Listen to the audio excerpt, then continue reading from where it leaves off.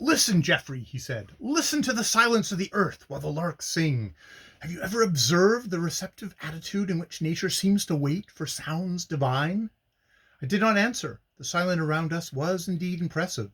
The warbling of the thrush had ceased, and only the lark's clear voice, pealing overhead, echoed sweetly through the stillness of the lane.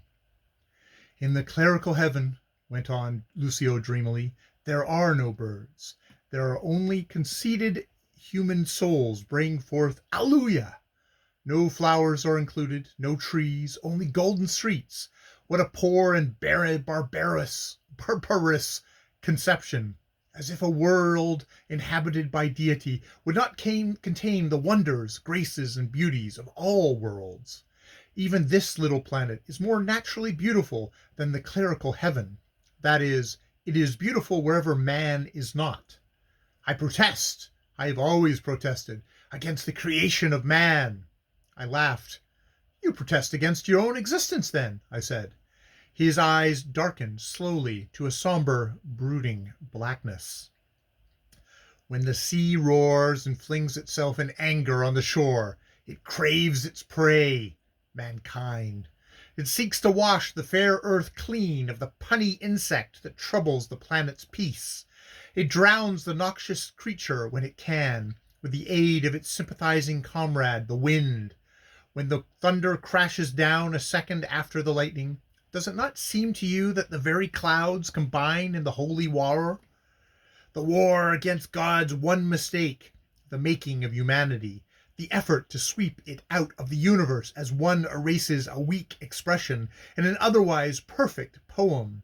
You and I, for example, are the only discords in today's woodland harmony. We're not particularly grateful for life. We certainly are not content with it.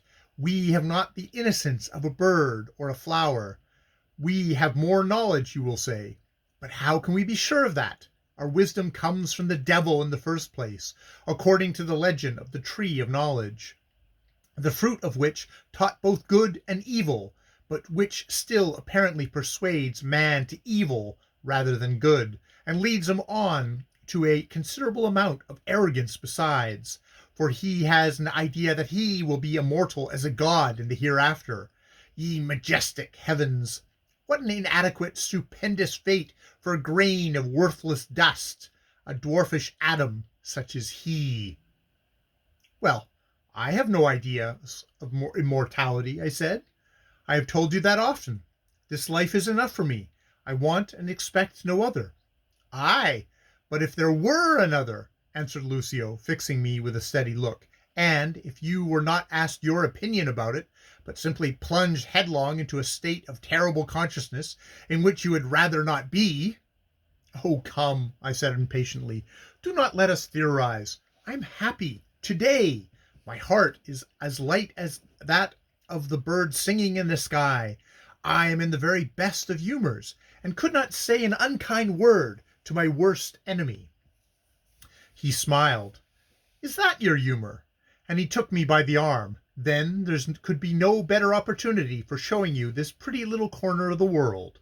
And, walking on a few yards, he dexterously turned me down a narrow path leading from the lane, and brought me face to face with a lovely old cottage, almost buried in the green of the young spring verdure, and surrounded by an open fence overgrown with hawthorn and sweet briar.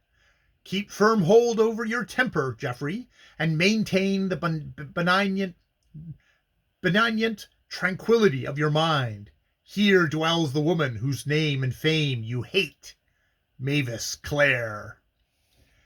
End of chapter 18 of The Sorrows of Satan.